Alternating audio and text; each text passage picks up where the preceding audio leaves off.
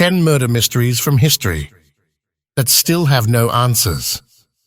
Hey everyone, and welcome to the channel. Today, we're diving into the world of history's unsolved mysteries. From ancient murders to baffling cold cases, these stories will leave you scratching your head and hungry for answers. So grab your magnifying glass and detective hat, because we're about to explore some chilling tales that have stumped investigators for years, even centuries. We will never be able to solve every crime, which is a sad fact of life. Even with the greatest efforts by law enforcement, some victims' families never find closure, and justice isn't always delivered. Sometimes a crime may go unreported until it is much too late to investigate or take legal action. There are many cases in history that would baffle even Sherlock Holmes. This is frequently the case not because they were the creations of criminal masterminds, but rather because there were hardly any hints at all. These 10 murders are still unsolved as of right now, and the longer it goes unsolved, the less likely it is that they will be. Number 10. Inside the Cellar. The Skeleton. An ongoing archaeological project called the Lost Towns Project aims to locate and excavate abandoned colonial Maryland villages. A skull was found in a 17th century trash basement in Levy Neck, Anne Arundel County in 2003 while researchers were investigating the site. The remaining skeleton was discovered by the excavation team to be compressed with enough force to move a kneecap and curl the toes under as they continued their work. It was becoming more and more obvious that foul activity was probably behind the body. Archaeologists eventually came to the conclusion that they were dealing with a colonial cold case and enlisted the assistance of forensic anthropologist Dr. Doug Ousley. He determined that the remains belonged to a male, 16-year-old European immigrant. He had multiple indicators of bad health, such as crushed vertebrae from extended hard work. Experts in forensics came to the conclusion that the teenager was probably a servant under contract. His right wrist also had perimortem fractures, suggesting that the victim attempted to deflect a powerful hit. This, coupled with the hasty burial, raised the possibility of murder. Items found near the body suggest that the youngster was most likely slain between 1665 and 1675. At the time, laws were put in place to guard against mistreatment of indentured workers. According to archaeologists, the adolescent was murdered by his owner, who disposed of the body in the rubbish pit to cover up his illegal activity. For the time being, the identity of the murderer and the victim are unknown. Number 9. The Inaccurate Antiquarian. Scholar Herbert Fletcher DeCou of Michigan joined a group of American archaeologists in 1911 that dug up the ancient Greek city of Cyrene in what is now Libya. Shooting and screaming woke up the camp early on March 11th. Richard Norton, the director of the expedition, was notified that DeCou had passed away while traveling to the excavation site on the Acropolis. According to witnesses, the 3 Arabs hid behind a wall, waited for DeCou to pass by, and then shot him twice before mounting their horse and fleeing. It was generally accepted that the assassins mistaken DeCou for the director instead of expressly targeting DeCou in their attempt to kill a prominent American. This occurred just before the Italo-Turkish War broke out, during which Libya was annexed by Italy, and there was a great deal of anti-Western sentiment among some factions. Richard Norton's remarks supported this idea.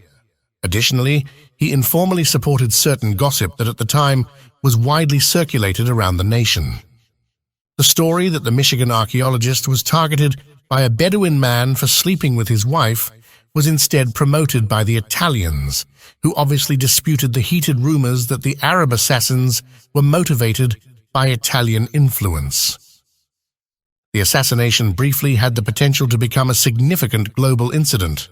No pertinent diplomatic records have ever been made available to the public, and no one has ever been accused of killing DeCou. Number 8. the murder of the Spinster. One of the most notorious miscarriages of justice in history is the Oscar Slater case. German-born Jewish immigrant Slater was found guilty in 1908 of killing affluent 83-year-old spinster Marion Gilchrist in Glasgow. Slater spent 19 years in prison before being released after having his original death sentence reduced to life in prison. Many well-known people in society, most notably Sir Arthur Conan Doyle, were interested in the trial and imprisonment. He also penned The Case of Oscar Slater, a 1912 document that outlined the facts supporting the innocence of the convicted man and asked for a complete pardon. People sometimes forget that Marion Gilchrist's murder is still unsolved because of all the extra attention and drama surrounding Slater's arrest and eventual acquittal. Working the case, Detective John Thompson Trench supplied the only reliable leads. During a covert investigation in 1914, he disclosed that certain evidence was suppressed during the trial, probably at the request of Marion's powerful relatives. Trench was dismissed and tarnished, passing away in 1919 without witnessing justice carried out. Some people think Marion Gilchrist's nephew or another relative was the most likely murderer. Subsequently, the remaining family members concealed it to prevent humiliation in public. Number 7. The Enigma of Sandyford. In 1862, at 17 Sandyford Place, one of the most horrible crimes in Glasgow's history took place. While the owners were away on vacation, Jessie McPherson, one of the housekeepers, was discovered half-naked in a pool of her own blood. Jessie McLachlan, a former employee, sparked suspicion and was subsequently accused of the murder. A jury declared her guilty after only 15 minutes of deliberation, and the judge executed her by hanging. A judicial panel looking into the evidence used in the trial was prompted by public outcry. Despite their inability to declare McLachlan innocent, they were able to commute her sentence to life in prison. She was granted a ticket of departure after serving 15 years, and she immigrated to the US, where she lived out the remainder of her life. Even though Jessie McLachlan was found guilty quite swiftly, the people continued to view her favorably. She was presented as a scapegoat in many of the books and articles written about the case. Others found it hard to comprehend how a woman without any criminal history could have killed her purported friend so viciously. McLachlan, on the other hand, consistently blamed James Fleming, McPherson's employer's old father. McLachlan alleged Fleming was a working-class drinker with rude and unpolished manners who sexually attacked the servant before killing her to cover up his crime. Fleming later admitted to accepting a money from the man to keep quiet. Nobody else but McLachlan was ever prosecuted for the murder of Jessie McPherson, despite widespread indignation. Number 6. The murder at Pitchfork. A particularly horrific murder occurred on Valentine's Day, 1945, in Quinton, Warwickshire, England. Charles Walton, then 74 years old, was discovered dead after failing to come home from work. His niece Edie and a neighbor discovered him. He had multiple fractured ribs and severe bruises all over his body. He was pinned to the ground after a pitchfork was rammed into the side of his neck, severing his throat with his own slash hook. Robert Fabian, a future crime writer and chief inspector, looked into the case. He always suspected Alfred Potter, as he writes in his book, Fabian of the Yard, of being the guilty. He oversaw the farm where Walton was employed, and he provided the police conflicting accounts of his whereabouts and conversations with the victim. But Fabian was never able to uncover enough evidence to convict Potter or even prove his motivation. Aside from the ferocity of the murder, the primary reason the murder became so notorious was its purported association with witchcraft. Walton was rumored to have a crosscut into his chest. This gave rise to stories that he was slain by someone he cast a spell on or that he was slain as a blood sacrifice by a group of witches. Number 5. Brisbane's loss of innocence.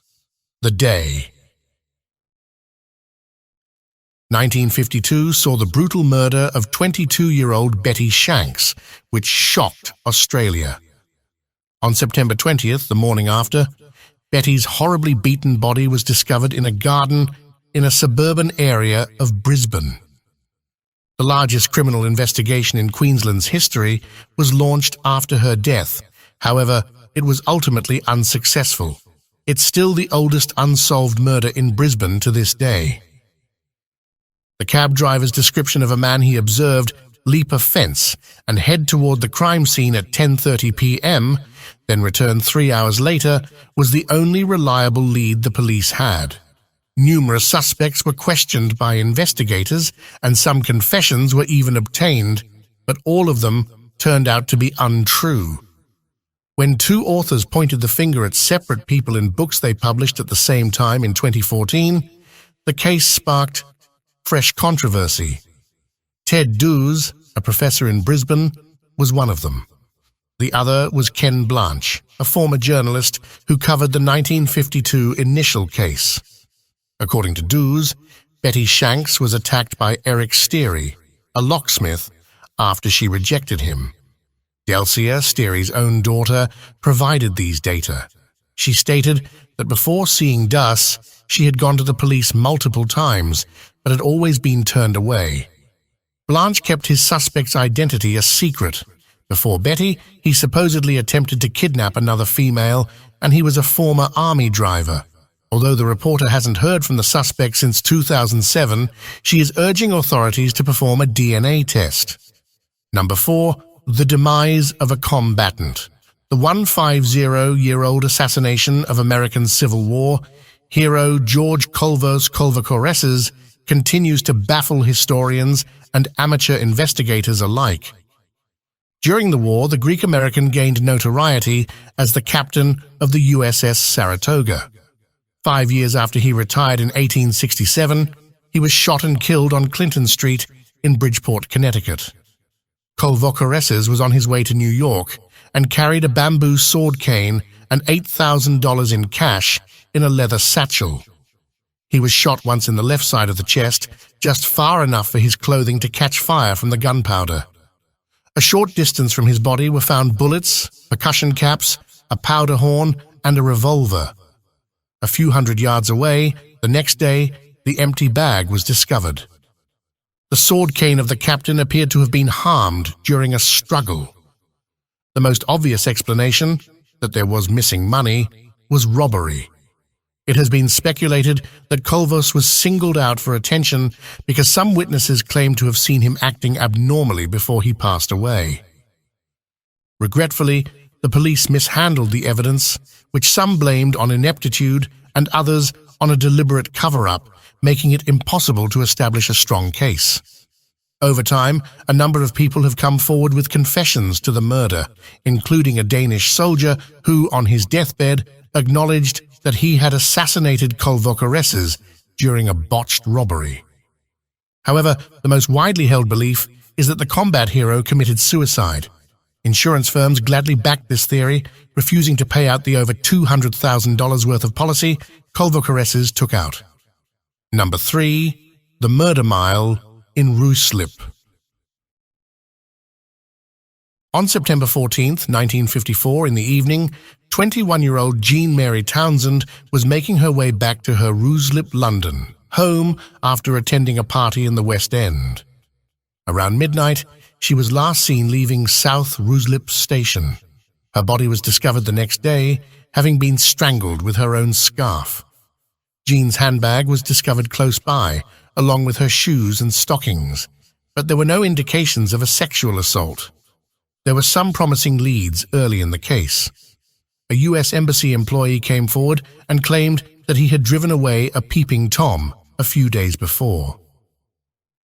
A resident near the murder scene reported hearing a woman scream that evening and then hearing 2 men argue, one of whom had an American accent. According to investigators, the murderer might have been an American serviceman who was stationed at the nearby South Ruislip air station. They also thought about the chance that this wasn't his first killing. Ellen Carlin, a prostitute, was suffocated in Pimlico earlier that month after being spotted with a U.S. Air Force sergeant. Nevertheless, Peter Manuel, a Scottish serial murderer, was later blamed for this murder. Detectives were never able to identify a strong candidate for Jean Townsend's murder, despite a bright beginning. Police investigated the possibility that it was the work of the same criminal, but never discovered evidence to support the claim. 16 years later, another lady called Gloria Booth was slain in the same manner as Jean in the same location, now known as the Ruislip Murder Mile. Gloria's sister started to believe that the Yorkshire Ripper had taken Gloria's life. Number 2, the Portencross Shooting. In their cottage near Portencross, Scotland, on October 13, 1913, Mary Spear Gunn, her sister, and her husband Jesse and Alexander McLaren were seated in front of the fire. Bullets flew through the window as gunfire broke out all of a sudden. Despite the fact that all three were struck, Alexander and his spouse made a full recovery. Mary was shot in the heart and died instantaneously. At first, law enforcement thought Alexander McLaren was the intended victim. The initial bullets passed through his chair and almost missed him. He had recently retired from farming and had put his animals up for auction. Anyone following his affairs would have guessed the family was flush with cash. Though the shooter didn't try to break into the cottage, robbery seemed like a plausible reason. Maybe he was running out of ammunition and didn't want to engage Alexander directly after realizing he couldn't kill him. Subsequently, detectives speculated that the person who may have wished Mary dead was a rejected lover. Mary Gunn was referred to as the Beauty of Bath because of her striking appearance. Despite their best efforts, the police were unable to track down any clues, even in Canada, where Mary Gunn had previously resided with another sister. Authorities only knew that the murderer was probably not from the area. That day, a number of residents said that they were contacted by an unidentified man who asked for directions to Portencross. His identity has been a mystery for more than a century. Number 1, the nobleman's death. The death of Italian Lord Cangrande della Scala was seen as an accident for over 7 centuries. But in 2004, a contemporary autopsy verified long-standing suspicions that he had indeed been poisoned. This naturally raised the question of who killed him. Cangrande, a member of the Veronese royal dynasty, enlisted in the army during the Guelph Ghibelline Wars. In 1311, he ascended to absolute power and subjugated other neighboring city-states. After several campaigns, Cangrande eventually won possession of Treviso in 1329. He became sick when entering the state, went to bed, and passed only a few days later. According to tales from the time, Cangrande got sick after drinking from a contaminated spring. But contemporary historians noted that poisoning might have also been the cause of his illness. Upon excavating his body in 2004, researchers discovered that it had been mummified naturally, allowing for the examination of multiple organs. They conducted a thorough autopsy, but their most significant lead came from palynology. After the colon and feces samples were analyzed, it was discovered that the deadly plant Digitalis purpurea, commonly referred to as common foxglove, contained spores. The toxicological examination of hair, liver, and excrement samples, which revealed lethal levels of digoxin and digitoxin, provided more evidence in favor of the findings. Cangrande's death was most definitely a murder, but who killed her will probably never be known. Mastino II, Cangrande's nephew who ascended to power upon his uncle's passing, is the clear favorite among historians. All right, that's all for today's look at unsolved murders throughout history.